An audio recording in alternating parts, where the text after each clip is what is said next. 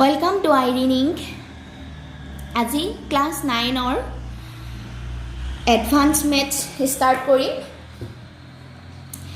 বহুতে মোক সুধি আছে যে ইলেক্টিভ কি লওঁ, এডভান্স মেথছ ল'লে ভাল হ'বনে বেয়া হ'ব, টান হ'ব নেকি? ইমান ভাবিবলগীয়া কথা নহয়। বহুতেই কয় এডভান্স মেথছ টান হয় বুলি, কিন্তু ইমানো টান নহয়।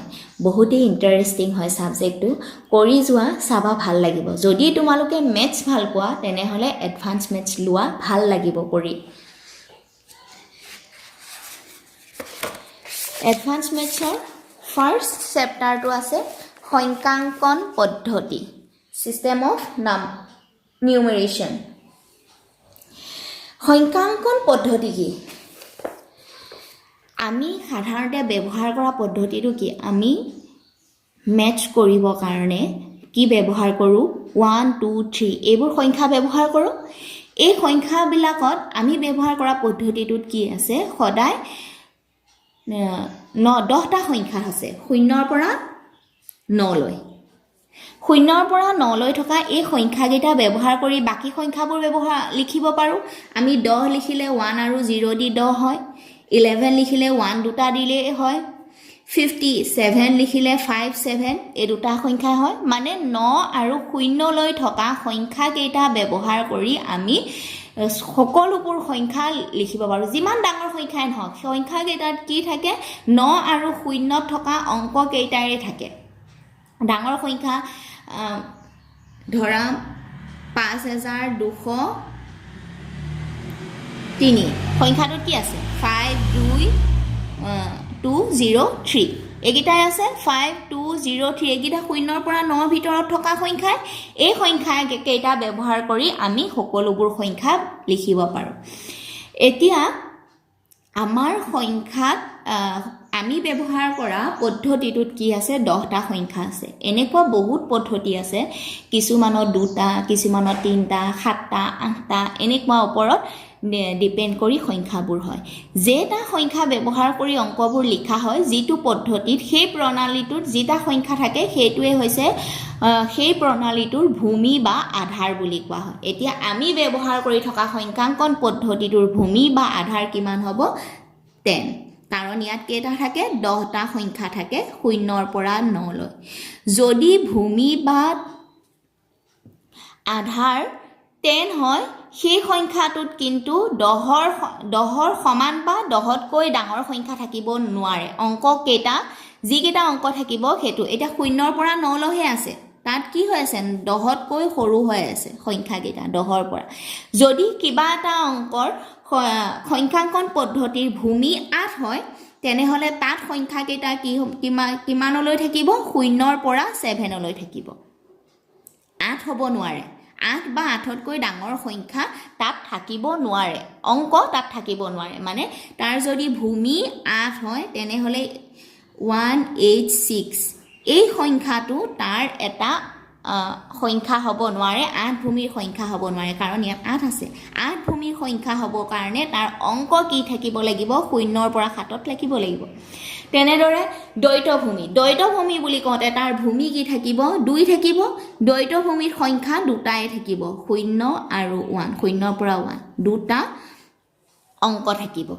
গতিকে ইয়াৰ ওপৰত দুটা সংখ্যা থাকিলে কেনেকৈ? ইয়াত যদি আমি যোগ বিয়োগ কেনেকৈ কৰে, দ্বৈত ভূমিৰ সংখ্যা, 7 ভূমিৰ সংখ্যা, 8 ভূমিৰ সংখ্যা, চব ভূমিৰ কিছুমান সংখ্যা আমি ইয়াত পাম পঢ়ি।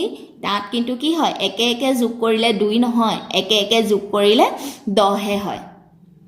কেনেকৈ সেইবোৰ কৰিম বাৰু। তাৰ আগত আমি ইয়াত কি আছে সেইটো কৈ আছোঁ। আৰু তোমালোকে কিছুমান বেলেগ পদ্ধতিৰ সংখ্যা ব্যৱহাৰ কৰিছা, দ্বৈত ভূমি পাবা বাৰু, কিন্তু ৰোমান সংখ্যা আগতে পাইছা। ৰোমান সংখ্যাত কি থাকে? তাত চিহ্ন থাকে। সেই চিহ্নকেইটা কিহত থাকে? সাতৰা চিহ্ন থাকে সদায়। কি থাকে?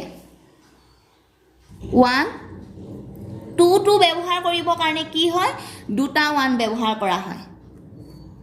5টোৰ কাৰণে ভি ব্যৱহাৰ কৰা হয় বেলেগ।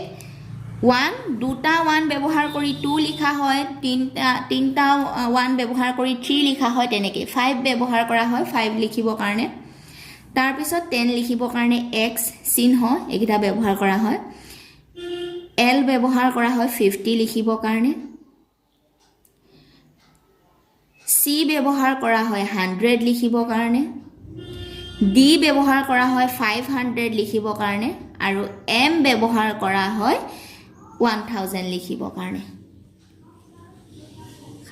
এই সাতটা চিহ্ন ব্যৱহাৰ কৰি ৰোমান সংখ্যা লিখা হয় আৰু ইয়াৰ বাহিৰে ৰোমান সংখ্যাত বেলেগ নাথাকে তাতে এইগিটা সংখ্যাৰে উলট পালট কৰি ৰোমান সংখ্যা লিখা হয় ৰোমান সংখ্যা বিষয় বাৰু পঢ়িম এতিয়া আমাৰ কিতাপত অনুশীলনীত কি দিয়া আছে সেইবোৰ কৰি যাও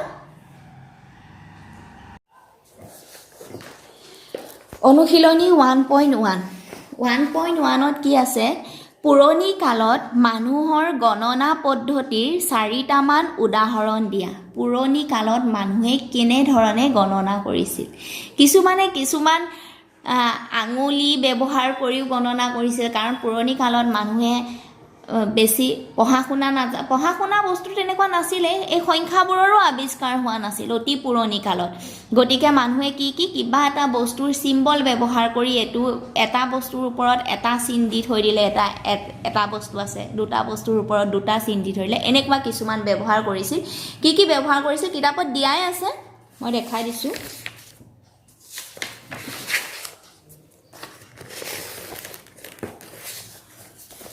ইয়াতে আছে পুৰণি সন্মিলন পদ্ধতি কি এইবোৰ এক বুজাবৰ কাৰণে কি কৰিছিল এডাল থিয় মাৰি ব্যৱহাৰ কৰিছিল 10 ব্যৱহাৰ কৰিবলৈ 11 ব্যৱহাৰ কৰিবলৈ কি কৰিছিল 100 ব্যৱহাৰ কৰিবলৈ কি ব্যৱহাৰ কৰিছিল ৰছীৰ কুণ্ডলীৰ দৰে বক্ৰৰেখা এনেকে 4টামান লিখিব দিছে অনুশীলনী 1.1 নম্বৰ 1 পুৰণি কালত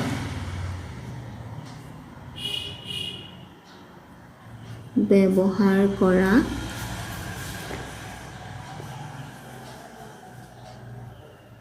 গণনা পদ্ধতি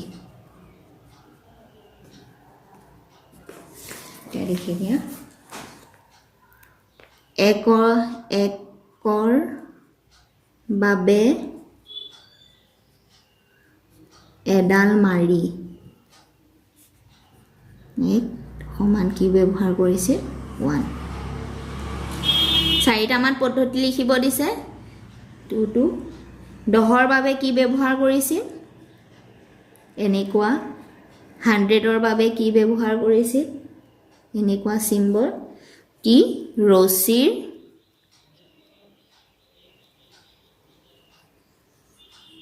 কুণ্ডলীৰ দৰে বক্ৰৰেখা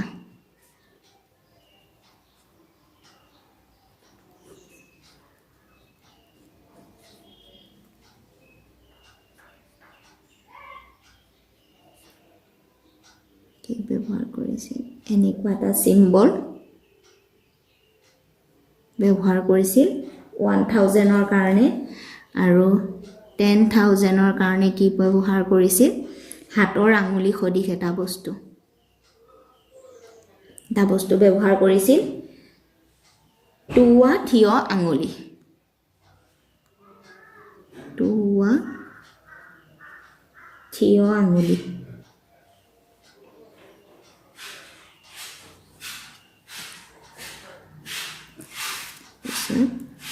নম্বৰ 4 কি ব্যৱহাৰ কৰিছিল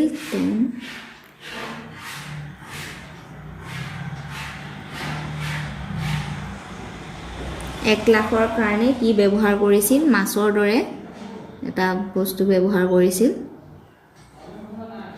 সিম্বলটো আঁকি দিলেই হ'ল আৰি দৰে এটা মাছ ব্যৱহাৰ কৰিছিল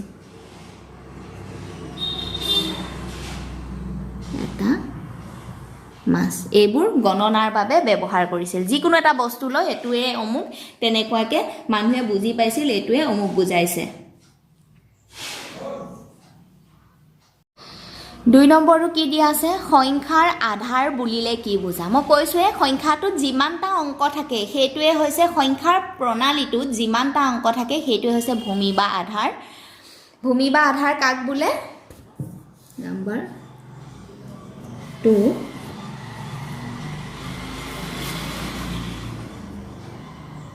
এটা পদ্ধতিত যিমানটা অংক থাকে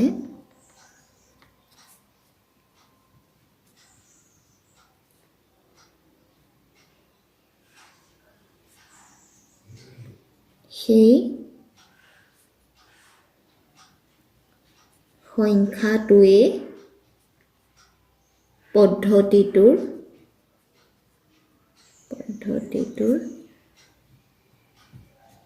ভূমি বা আধাৰ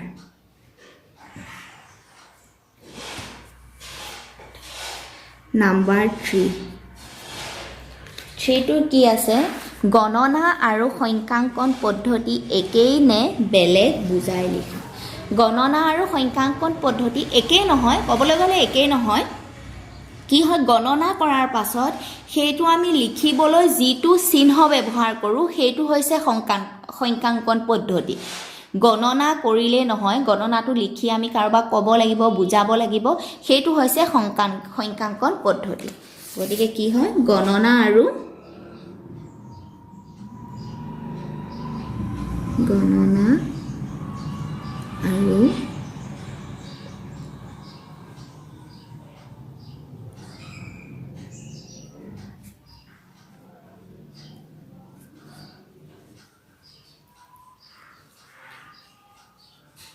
নহয়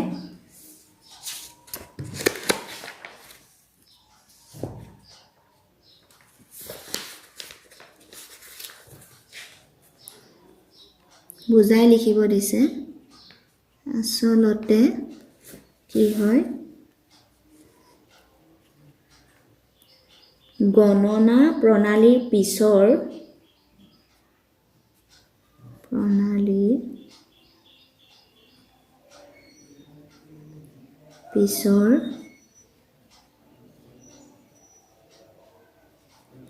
পৰ্যায়টো হ'ল সংখ্যাবোৰ কি আমি কিবা প্ৰতীকৰে লিখাটো সংখ্যাবোৰক প্ৰতীকেৰে লিখিলেই হ'ল প্ৰতীকেৰে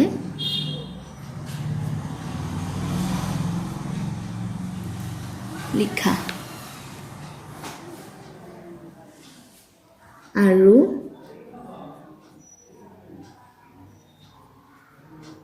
সেইবোৰক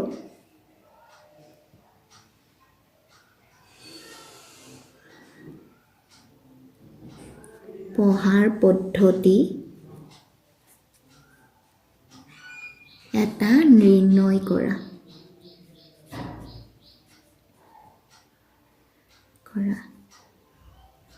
এইটোৱে সংখ্যাঙ্কন পদ্ধতি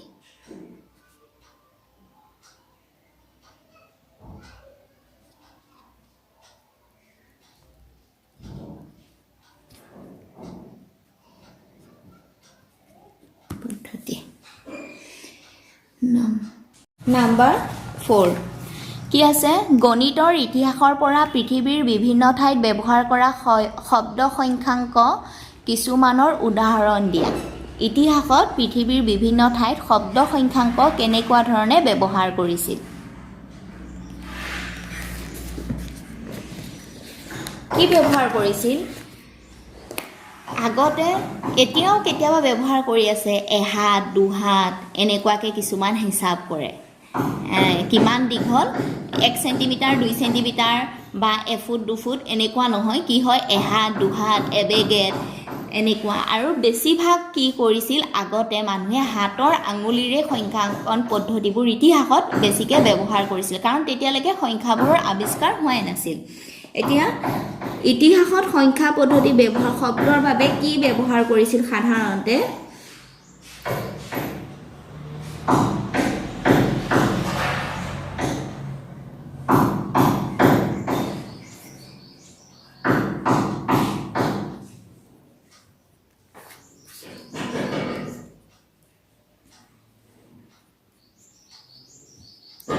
সংখ্যাঙ্কন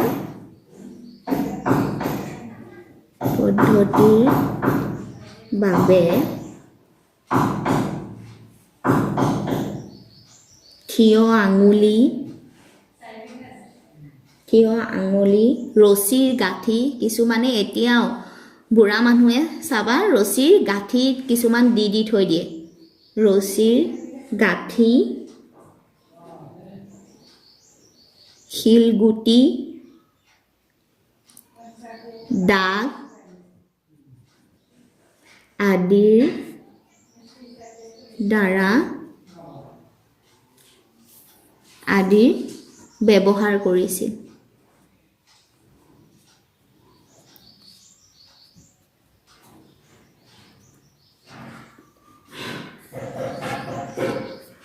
তো লিখি লোৱা আনকি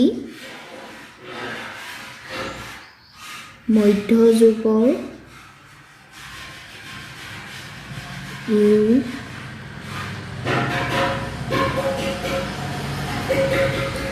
ইউৰোপীয়ানসকলে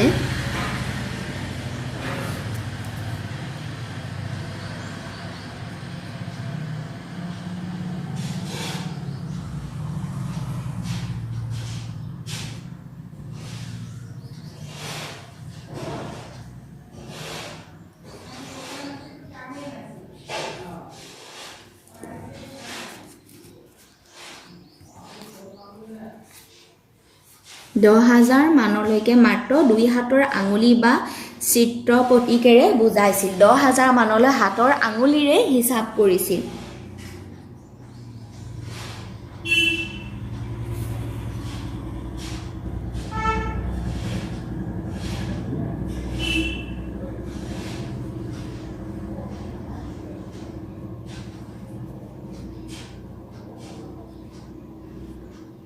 বুজাইছিল এতিয়া ইয়াৰ পিছত 1.2 বিভিন্ন পদ্ধতি যোগ বিয়োগ কেনেকৈ কৰে সেইবোৰ দিয়া আছে পিছৰ ক্লাছত কৰিম বাৰু বহুত ইন্টাৰেষ্টিং হয় সেইখিনি কৰি বহুত ভাল লাগিব এটো এই চেপ্টাৰটো কি হয় 1.1 চেপ্টাৰটো মেথছৰ নিচিনা নহলে কিছুমান কোৱেশ্চন খুধিলে বাৰু কিন্তু ইয়াৰ পিছৰ পৰা ভাল লাগিব থ্যাংক ইউ ভিডিওটো চাই যদি ভাল লাগিছে তেনেহলে লাইক আৰু কমেন্ট কৰিবা